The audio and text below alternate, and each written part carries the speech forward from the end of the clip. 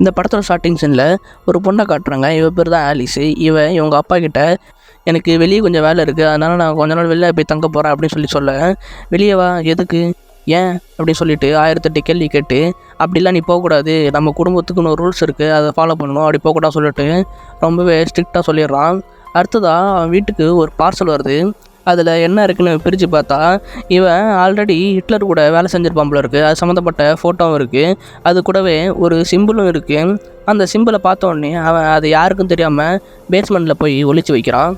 அடுத்ததான் அந்த ஆலிஸ் பொண்ணு ஒரு சின்ன பையன் கூட வெளில உட்காந்து பேசிக்கிட்டு இருக்கா. அப்போது ஒரு மாஸ்க் போட்டு வித்தியாசமான ஆள் வரான். யாருன்னு பார்த்தா அவன் ஆலிஸோட அப்பா தான். அவன் கொஞ்சம் சைக்கோவாட்டிருக்கு. அவன் அந்த குட்டி பையனை பார்த்து, டேய் நீ உயிரோடு இருக்கணும்னா சீக்கிரம் இந்த இடத்த விட்டு ஓடி போயிரு அப்படின்னு சொல்லிட்டு அந்த ஆலிஸ் பொண்ணை கூப்பிட்டு அவன் வந்துடுறான். அடுத்தது அவள் பொண்ணுக்கிட்ட அவன் அட்வைஸை போட்டுக்கிட்டு இருக்கான். அதாவது இந்த மாதிரி நீ சொல் பேச்சு கேட்காம இஷ்டத்துக்கு தெரிஞ்சுக்கிட்டீங்கன்னா நீ வாழ்க்கையில் ரொம்ப தப்பான வழியில் போயிடும் அப்படின்னு சொல்லிக்கிட்டு இருக்கா. இதெல்லாம் கேட்டுட்டு அந்த ஆலிஸ் பொண்ணு என்ன சொல்கிறான்னா, நீங்கள் என்ன சுதந்திரமாகவே இருக்க விட மாட்டீங்க அப்படின்னு சொல்லிக்கிட்டு இருக்கா. இப்போது இவங்க 2 பேருக்கும் சண்டை ரொம்ப முத்தி போகுது. அதே சமயம் அந்த அப்பங்காரன் கீழே பேஸ்மெண்ட்டில் ஒரு சிம்பிளை ஒழிச்சு வச்சான் இல்லையா, அந்த சிம்பிளை சுற்றி கருப்பாகிற மாதிரி காட்டுறாங்க. அதே சமயம் இவங்களுக்குள்ள சண்டை ரொம்பவே முத்தி போக அந்த அப்பங்காரன் ஆலிஸ் பொண்ணை அடிச்சிட அவள் போய் கீழே வந்துடுறா. அந்த கோவத்தில் அங்கே கலந்து ஈட்டி எடுத்து அங்கே அப்பாவை கொள்ளலான்னு ட்ரை பண்ண அவன் அதுலேருந்து தப்பிச்சு அந்த பொண்ணை இழுத்துட்டு போயிட்டு அங்கே இருக்கிற தண்ணியில் முக்கி அவளை அங்கேயே சாவடிக்கிறான். நடந்த எந்த விஷயமே அவள் பொண்டாட்டிக்கு தெரியாமல் பார்த்துக்கிறான். ஆனால் அம்மாக்காரி சும்மா இருப்பாளா, அவள் பொண்ணை காணோன்னு சொல்லிட்டு போலீஸில் கம்ப்ளைண்ட் கொடுத்துட்றான். அடுத்ததாக கொஞ்ச நாள் போகுது. அப்போது அந்த அப்பங்காரன் அங்கே இருக்கிற செடிகளாம் பூச்சி மருந்து அடிச்சுக்கிட்டு இருக்க. அப்போது அவனுக்கு மயக்க மாதிரி வந்து கீழே விழுறான். இதை பார்த்துட்டு ஓடி வந்த அந்த அம்மாக்காரி என்ன பண்ணுறான்னா, இவன் தான் அவங்க பொண்ணை கொன்னதுன்னு தெரிஞ்சுக்கிட்டு அந்த பூச்சி மருந்து மாஸ்க் போட்டிருந்தான் இல்லையா, அந்த மாஸ்க்லேயே அந்த பூச்சி மருந்தை உள்ளே செலுத்தி அவனை மூச்சு விட முடியாமல் பண்ணி அவனை அங்கேயே சாவடிச்சிட்றான். அது மட்டும் இல்லாமல் அந்த வீட்டை விட்டு அவன் வெளியும் வந்துடுறான். இப்போது ப்ரெசன்ட் டேயில் காட்டுறாங்க, ஒரு 4 பொண்ணை காட்டுறாங்க. அதில் ஒரு பொண்ணு தான் நம்ம ஹீரோயின். அவளுக்கு இப்போது ஒரு ஃபோன் கால் வருது. அது யாருன்னா அவள் ப்ரொஃபஸர் தான் ஃபோன் பண்ணுறான். அவன் என்ன சொல்கிறான்னா, இப்போது எங்களுக்கு வீக்கெண்டை என்ஜாய் பண்ணுறதுக்காக நாங்கள் வெளியே போகிறோம், அதனால் எங்கள் பொண்ணை பக்கத்து வீட்டில் விட்டுட்டு போகிறோம், நீங்கள் என் வீட்டை பார்த்துக்கிறேன் அப்படின்னு சொல்லிட்டு அவன் ஸ்டூடெண்ட்டு கேட்டுக்கிட்டு இருக்கா. அவளும் சரின்னு சொல்லிடுறான். ஏன் சரின்னு சொல்லிடுறான்னா, அந்த வீட்டில் யாரும் இருக்க மாட்டாங்க, அவன் ஃப்ரெண்ட்ஸை கூட்டிகிட்டு போயிட்டு அங்கே கும்மான் அடிக்கலாம் சொல்லிட்டு தான் அவள் இப்படி சொல்லியிருப்பான். அந்த வீட்டுக்கு கிளம்புறதுக்காக அந்த 4 பேர் கிளம்பி போய்கிட்டு இருக்காங்க. அவங்க அந்த வீட்டுக்கு வந்தோடனே பக்கத்து வீட்டுக்காரி அந்த சின்ன பெண்ணை கூப்பிட்டு வந்து அவங்கக்கிட்ட விட்டுட்டு போயிடுறான். அது மட்டும் இல்லாமல் அவங்கக்கிட்ட ஏதோ சொல்ல வர அதே சமயம் பார்த்து அந்த வீட்டில் ஏதோ சவுண்டு கேட்குறத பார்த்துட்டு, ஒன்றும் இல்லை, நீங்கள் அந்த பொண்ணை பத்திரமா பார்த்துங்க அப்படின்னு சொல்லிட்டு அந்த இடத்த விட்டு போயிடுறா. அடுத்து அந்த ஃப்ரெண்ட்ஸ் எல்லோரும் ஆளுக்கு ஒரு ரூம் எடுத்துக்கிறாங்க. அப்போ அந்த சின்ன பொண்ணு என்ன சொல்கிறான்னா, மேல் மாடியில் இருக்கிற அந்த ஒரு ரூமை மட்டும் யாரும் திறந்து உள்ளே போய் பார்க்காதீங்க அப்படி சொல்லிடுவான். அதேமாரி அந்த ஃப்ரெண்டுக்காரி எதுவும் கேட்காம ரொம்ப திமிரா அந்த ரூமுக்குள்ளே போய் எல்லாத்தையும் பார்த்துக்கிட்டு இருக்கேன். அதே சமயம் அந்த குட்டி பொண்ணு அந்த ரூமுக்குள்ளே வந்து அவங்களை இந்த ரூமுக்குள்ளே வரக்கூடாது சொல்லியிருக்கேன் இல்லையா, இந்த ரூமுக்கு வந்தால் ஆலிஸ்க்கு பிடிக்காது, அவள் ரொம்பவே கோவப்படுவாள், அது மட்டும் இல்லாமல் ஒன்று அவள் சும்மாவே விட மாட்டான் அப்படின்னு சொல்ல அதுக்கப்புறமா அந்த 4 பேரும் அங்கேருந்து வெளில வந்து ஒரு சின்ன கேம்ப் மாதிரி போடுறாங்க. அந்த சமயம் அந்த ஃப்ரெண்டுக்காரி சும்மாவே இருக்க மாட்டா போல இருக்குது. அவள் அங்கேருந்து கிளம்பி அங்கே பக்கத்தில் இருக்க மாட்டு தோட்டத்துக்குள்ளே போகிறா. அங்கே உள்ளே போயிட்டு அங்கே ஒரு தொட்டியில் தண்ணி இருக்கிறத பார்த்துட்டு அதுக்கிட்ட போய் பார்த்துக்கிட்டு இருக்கா. திடீர்னு அந்த தண்ணியிலேருந்து ஏதோ ஒன்று அவள் கையை பிடிச்சி இழுத்துக்கிட்டு இருக்கா. இதெல்லாம் பார்த்துட்டு இருந்த அந்த குட்டி பொண்ணு அங்கே உட்காந்து அவங்க ஃப்ரெண்ட்ஸ் எல்லாம் கூப்பிட்டுக்கிட்டு அந்த இடத்துக்கு வரா. அதே சமயம் அந்த இழுத்துக்கு இருந்த கையும் திடீர்னு ரிலீஸ் ஆக அவள் கீழே விழுந்துடுறா. அதுக்கப்புறம் ஃப்ரெண்ட்ஸ் எல்லாம் அவள் வீட்டுக்கு கூப்பிட்டு வந்து ஆறுதல் சொல்லிக்கிட்டு இருக்காங்க. அதாவது இதெல்லாம் உன்னோட கற்பனை தான், இது எதுவும் உண்மை கிடையாது அப்படின்னு சொல்லிட்டு அவளுக்கு ஆறுதல் சொல்லிக்கிட்டு இருக்காங்க. அதே சமயம் அந்த குட்டி பொண்ணு என்ன சொல்கிறேன்னா, இந்த வீட்டில் அப்படின்னு சொல்லிட்டு எது சொல்ல வர அந்த ஹீரோயினோட இன்னொரு ஃப்ரெண்டு என்ன சொல்கிறான்னா, இதுக்கப்புறம் இந்த விஷயத்தை பற்றி யாரும் பேச வேணாம் அப்படின்னு சொல்லிட்டு அவள் வாய் அடிச்சிட்றான். நம்ம இப்போ ஒரு கேம் விளாட்லாம் அப்படின்னு சொல்லிட்டு அவங்க எல்லோரும் சேர்ந்து கண்ணாமூச்சி விளாட்றாங்க. அதை நம்ம ஹீரோனோட கண்ணை தான் ஃபஸ்ட்டு கட்டுறாங்க. அதுக்கப்புறம் எல்லோரும் போய் ஒரு இடத்துல ஒளிகிறாங்க. அதில் 2 பேர் அங்கே இருக்கிற பேஸ்மெண்ட்டில் போய் ஒளிஞ்சிக்கிட்டு இருக்காங்க. அங்கே ஒரு பொட்டியை பார்த்துட்டு வித்தியாசமாக இருக்குன்னு சொல்லிட்டு அதை எடுத்துகிட்டு மேலே வராங்க. அடுத்ததாக இன்னொரு ஃப்ரெண்டுக்காரியை காட்டுறாங்க. அவள் ஒரு ரூமில் ஒளிஞ்சிக்கிட்டு இருக்க. ஹீரோயின் வராளா இல்லையான்னு பார்க்குறதுக்காக அந்த கதவுக்கிட்ட போய் பார்க்க, அந்த கதவுக்கிட்ட ஒரு கண்ணு வந்து இவளை பார்த்துட்டு இருக்க மாதிரி பார்த்துட்டு இருக்கா. அதை பார்த்தோன்னே இவள் பயங்கரமாக பயந்துடுறா. அதுக்கப்புறம் இதெல்லாம் ஒரு கற்பனையாக தான் இருக்கும் அப்படின்னு சொல்லிட்டு அவள் அந்த இடத்த விட்டு வெளியே வந்துடுறேன். அடுத்ததாக நம்ம ஹீரோயினை தான் காட்டுறாங்க. அவள் கண்ணை மூடி எல்லோரும் தேடிக்கிட்டு இருக்க. அங்கே ஒரு ரூமில் அந்த சின்ன பொண்ணு நின்று யாருக்கிட்டேயோ ஃபோனில் ரொம்ப பதட்டமாக பேசுகிற மாதிரி தெரியுது. அதை பார்த்து நம்ம ஹீரோயின் யார்கிட்ட நீ பேசுகிற அப்படின்னு கேட்க யாரும் இல்லையே அப்படின்னு சொல்லிடுறா. அதுக்கப்புறம் கொஞ்ச நேரம் கழிச்சு அவங்க வீட்டோட காலிங் பெல் அடிக்கிறத பார்த்துட்டு அங்கே இருக்க எல்லாருமே ரொம்ப பயத்தோடு இருக்காங்க. அப்போது நான் அந்த குட்டி பொண்ணு மட்டும் நான் திறக்கிறேன் அப்படின்னு சொல்லிட்டு அந்த கதவை திறக்க யார் வந்திருக்கான்னு பார்த்தா பீஸா டெலிவரி பண்ணுறவன் தான் வந்திருக்கான். அதாவது ஆக்சுவலாக ஃபோனில் பீஸா தான் ஆர்டர் பண்ணியிருக்கா போல இருக்குது. அது தெரியாமல் அந்த 4 பேரும் ரொம்ப பயந்து போயிருந்துருக்காங்க. அடுத்ததான் அவங்க எல்லோரும் சாப்பிட்டு அந்த சின்ன பொண்ணை அவளோட ரூமில் தூங்க வச்சுட்டு இவங்க எல்லோரும் ஆலிஸோட ரூமுக்கு வந்துடுறாங்க.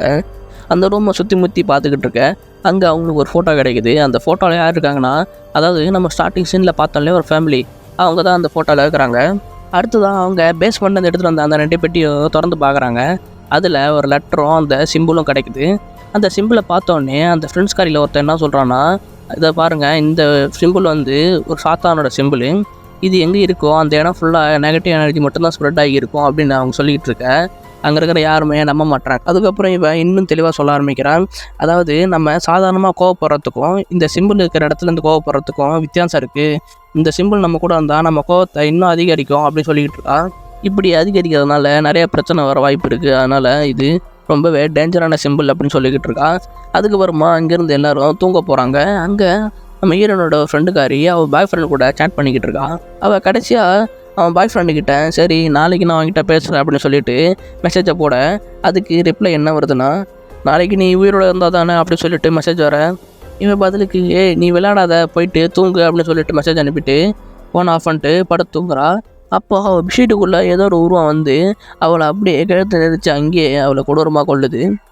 அடுத்ததாக இன்னொரு ஃப்ரெண்டுக்காரியாக தான் காட்டுறாங்க. அவள் பாத்ரூமில் நின்று கண்ணாடியை பார்த்துக்கிட்டு இருக்க. சைடில் அந்த ஸ்க்ரீனுக்கு அந்த பக்கம் ஏதோ ஒரு உருவம் நின்று குளிச்சுட்டு இருக்க மாதிரி தெரியுது. அதை இவள் ஸ்க்ரீனை விலக்கி பார்க்க அங்கே யாருமே இல்லாத பார்த்து ரொம்பவே பயந்து போகிறான். இந்த வீட்டில் எதுவுமே சரியில்லை, எல்லாம் தப்பாக நடக்குது, அதனால் சீக்கிரம் அந்த வீட்டை விட்டு வெளியே போகணும்னு சொல்லிவிட்டு அவள் ரூமில் போயிட்டு அவள் திங்ஸ் எல்லாம் எடுத்து பேக்கில் பேக் பண்ணிக்கிட்டு இருக்க. அதே சமயம் ரூமில் ஒரு சேர் ஆடிக்கிட்டு இருக்கு. அது மட்டும் இல்லாமல் அந்த சேரில் ஒரு வெள்ளை துணி போத்திக்கிட்டு அது உள்ளே ஏதோ உருவம் இருக்கிற மாதிரி தெரிய வர அவள் பயந்துக்கிட்டே கிட்ட போய் அந்த துணியை உருவி பார்க்குறா. ஆனால் அந்த சேரில் யாருமே இல்லை. அதே சமயம் அவள் பின்னாடி அந்த செவுத்தில் யாரோ ரத்தத்தாலே எழுதியிருக்காங்க. அது என்னன்னு படிச்சுக்கிட்டு இருக்கா. அதே சமயம் திடீர்னு பின்னாடிலேருந்து ஒரு கை வந்து அவள் மூஞ்ச மூடி அங்கேயே அவளை கொள்ளுது. அதாவது அந்த செவுத்தில் என்ன எழுதியிருந்ததுன்னா, இந்த வீட்டிலேருந்து யாரும் உயிரோட வெளில போக முடியாது அப்படின்னு சொல்லி எழுதியிருந்தது.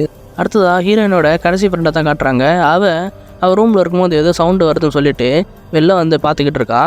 அப்போது அவளுக்கு சவுண்டு மட்டும் தான் கேட்குது, வெளில எதுவும் தெரியாமல் இருக்கனால அவள் ஃபோனில் கேமரா ஆன் பண்ணி ஃப்ளாஷ் லைட்டு ஆன் பண்ணி பார்த்துக்கிட்டு இருக்க. தூரத்தில் ஒரு பேய் அங்கே செவுத்தை முட்டிக்கிட்டு இருக்க மாதிரி தெரிய அவள் பயத்தில் அந்த ஃபோனை கீழே போட்டுற. அதுக்கப்புறம் அந்த ஃபோனை எடுத்து திரும்பி பார்க்க இப்போ அந்த பேய் கிட்ட வந்து அவளை அங்கேயே அடித்து போட்டு தள்ளிடுது. இப்போது நம்ம ஹீரோயினை தான் காட்டுறாங்க. அவளுக்கு ஒரு சத்தம் கேட்குது. என்ன சத்தம்னா, அந்த சின்ன பொண்ணு கத்துற மாதிரியான ஒரு சத்தம் கேட்குது. அதனால் அவள் லைட் அடிச்சுட்டு அவள் ரூமுக்கு போக அவள் பயந்துக்கிட்டே இருக்கா. அப்போ அவள் என்ன சொல்கிறான்னா, இங்கே பாரு, என்னோடய ரூமுக்கு பெட்டு கடியில் ஏதோ ஒரு உருவம் இருக்குது அப்படின்னு சொல்ல நம்ம ஹீரோயினும் பயந்துக்கிட்டே கீழே பார்க்குறா. அப்போ கீழே அந்த குட்டி பொண்ணு இருக்கா. அவன் என்ன சொல்கிறான்னா, இந்த பாரு, மேலே இருக்கிறது நான் கிடையாது, பேய், எப்படியாவது இங்கேருந்து தப்பிச்சு உன் உயிரை காப்பாற்றிக்கோ அப்படின்னு சொல்கிறா. இவளும் மேலே யார் இருக்கான்னு சொல்லிட்டு ஸ்லோவாக மேலே பார்க்குறா. அங்கே கொடூரமான பேய் நின்றுட்டு இவளை போடுறதுக்கு ட்ரை பண்ணுது. அப்படியே இவள் பயந்தடிச்சு கீழே விழ அந்த சின்ன பொண்ணும் இவளும் எப்படியோ வெளில ஓடி வந்துடுறாங்க. அடுத்ததாக அவங்க 2 பேரும் அந்த வீட்டில் இருக்கிற கார் கேரேஜுக்கு போகிறாங்க. அங்கே போயிட்டு கார்லேருந்து தப்பிச்சு போகலான்னு சொல்லிட்டு காரை திறந்து பார்த்தா அப்போ தான் அவங்களுக்கு ஒரு பெரிய ட்விஸ்ட்டே இருக்குது. அதாவது அந்த சின்ன பொண்ணோட அப்பா அம்மா வெளியே போகிறேன்னு சொல்லிட்டு போயிருப்பாங்க இல்லையா, அவங்க போகவே இல்லை. ஏன்னா அவங்க செத்து அந்த கார்லேயே பணமாக இருக்கிறாங்க. அதை பார்த்து இன்னும் பயங்கரமாக ஷாக் ஆகுறான். இதெல்லாம் பார்த்து ரொம்ப பயந்து போனேன். அந்த ஹீரோயின் என்ன பண்ணுறான்னா, அந்த சின்ன பொண்ணுக்கிட்ட இங்கே பாரு, நம்ம எப்படியாவது இந்த வீட்டிலேருந்து வெளில தப்பிச்சாகணும் அப்படின்னு சொல்கிறான். ஆனால் அந்த வீடு ஃபுல்லாக லாக் ஆகிருக்கு, அவளால் தப்பிக்கவே முடியல. அப்போ அந்த சின்ன பொண்ணு என்ன சொல்கிறான்னா, இங்கே பெட்ஸுங்கெல்லாம் வெளியே போகிறதுக்காக ஒரு வழி இருக்குது, அந்த வழியை யூஸ் பண்ணி நம்ம வெளியே போயிடலாம் அப்படின்ட்டு அவள் நம்ம ஹீரோயின்கிட்ட சொல்லிக்கிட்டு இருக்கா. சரி ஓகேன்னு சொல்லிட்டு 2 பேரும் ஓடி வராங்க கீழே தப்பிச்சு போக. அப்போ ஓடி வர வழியில் நம்ம ஹீரோயினுக்கு அங்கே ஒரு கிளாஸு காலில் குத்திர. அவள் அங்கேயே உட்காந்துக்கிட்டு அந்த சின்ன பொண்ணு மட்டும், நீ எப்படியாவது இங்கேருந்து தப்பிச்சு போயிரு, நான் பின்னாடியே வரேன் அப்படின்னு சொல்ல அந்த சின்ன பொண்ணு மட்டும் அந்த பெட்ஸ்லாம் போகிறதுக்கு கதவுல ஒரு வழி வச்சுருப்பாங்க. அந்த வழியாக எப்படியோ தப்பிச்சு வெளில வந்துடுறான். அடுத்ததான் நம்ம ஹீரோயினும் அந்த ஓட்ட வழியாக வெளில வரலான்னு வெளில வந்துக்கிட்டு இருக்க பாதியிலே உள்ளே ஏதோ ஒரு பேய் அவளை பிடிச்சி சர்ன்னு உள்ளே இழுத்து போட்டுருது. அந்த சின்ன பொண்ணும் கதறி அழ ஆரம்பிக்கிறான். அடுத்ததாக நம்ம ஹீரோயின் கண்ணை முழிச்சு பார்த்தா அவள் அந்த வீட்டுக்குள்ளே தான் இருக்கா. அப்போது ஒரு கதவை திறந்துட்டு அந்த ஆலிஸ்ன்ற பேய் வெளியே வருது. அப்போது அந்த ஆலிஸ் பேய் என்ன சொல்லுதுன்னா, நீங்கள் இந்த வீட்டுக்கே வந்திருக்கக்கூடாது, இங்கே வந்து பெரிய தப்பு பண்ணிட்டீங்க, அது மட்டும் இல்லாமல் எங்கள் அப்பாட்ட இருந்து உங்களால் தப்பிக்கவே முடியாது அப்படின்னு சொல்லிட்டு அவள் போயிட அவளை ஃபாலோ பண்ணிக்கிட்டே நம்ம ஹீரோயினும் பின்னாடியே போகிறான். அதே சமயம் அந்த சின்ன பொண்ணு ரோட்டுக்கு போயிட்டு அவங்க வழியில் வர்ற அவன் அங்கிளை மறைச்சி நடந்த விஷயத்தெல்லாம் சொல்லி அவள் அங்கிளை அந்த வீட்டுக்கு கூட்டிகிட்டு வரா. அவங்களும் அந்த வீட்டுக்குள்ளே வராங்க. அதே சமயம் நம்ம ஹீரோயினை தான் காட்டுறாங்க. அவள் அந்த வீட்டோட பேஸ்மெண்ட்டுக்கு வந்து அங்கே இருக்கிற பலகைய ஒன்று ஒன்றா எடுத்து பார்க்குறான். அப்போ தான் அவருக்கு ஒரு விஷயம் தெரிய வருது. அதாவது அந்த வீட்டில் சுற்றிக்கிட்டு இருக்க அந்த ஆலிஸ் பேயோட பணம் அந்த இடத்துல தான் இருக்குது. அதை எரிச்சாதான் இந்த விஷயம்லாம் முடியும் வரும்னு சொல்லிட்டு நம்ம ஹீரோனுக்கு தெரிய வருது. இதே அந்த குட்டி பொண்ணும் அவனோட அங்கிளும் அந்த வீட்டுக்கு வந்து பார்க்க அந்த ஜன்னல் வழியாக ஏதோ முகமுடி போட்ட ஒரு உருவம் இவங்களை பார்த்துட்டு மாதிரி பார்க்குறாங்க.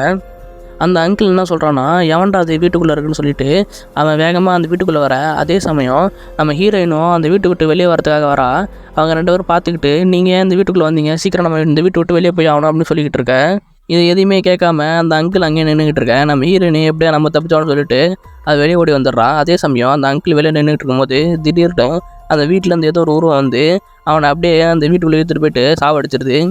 அதுக்கப்புறமா அந்த ஹீரோயினும் அந்த சின்ன பொண்ணும் அங்கேருந்து தப்பிச்சு போன சொல்லிட்டு அங்கிள் எடுத்து வந்த காரில் ஏறி உட்காந்துக்கிட்டு அப்போ நம்ம ஹீரோயின் அந்த சின்ன பொண்ணு என்ன சொல்கிறான்னா, இங்கே நடந்த எந்த விஷயத்தை பற்றியும் வெளியில் யார்கிட்டும் சொல்லக்கூடாது அப்படின்னு அந்த சின்ன பொண்ணுகிட்ட சொல்ல, அவள் ஏன் அப்படின்னு சொல்லி கேட்க, அப்படி இருந்தால் தான் நமக்கு எந்த பிரச்சனையும் வராது, இதுக்கப்புறம் நம்ம நிம்மதியாக இருக்கலாம்னு சொல்லிட்டு 2 பேரும் அந்த காரில் ஏறி அங்கேருந்து தப்பிச்சு போகிறாங்க. அடுத்ததாக அந்த வீட்டை தான் காட்டுறாங்க. அந்த வீட்டுக்குள்ளே அந்த சிம்பிள் இருக்கிற இடம் மட்டும் இன்னும் கொஞ்சம் டார்க் ஆகிற மாதிரி காட்டி இந்த படத்தை முடிக்கிறாங்க. இந்த வீடியோ உங்களுக்கு பிடிச்சா லைக் பண்ணுங்கள், அப்படியே சேனலை சப்ஸ்கிரைப் பண்ணி பெல் ஐக்கனை ப்ரெஸ் பண்ணிக்கோங்க.